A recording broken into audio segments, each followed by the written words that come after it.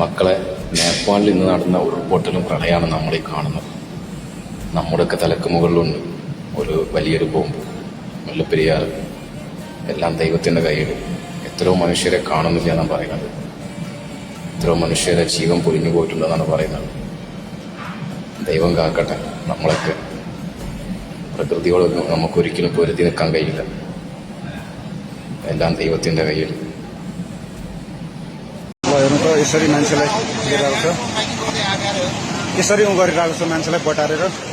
भगवान लेडिजले छ यसरी रुखमा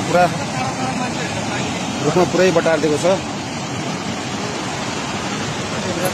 एउटा अर्को त्यहाँ माथि छ, दुईटा तल फेरि भेटिएको छ. दुईटा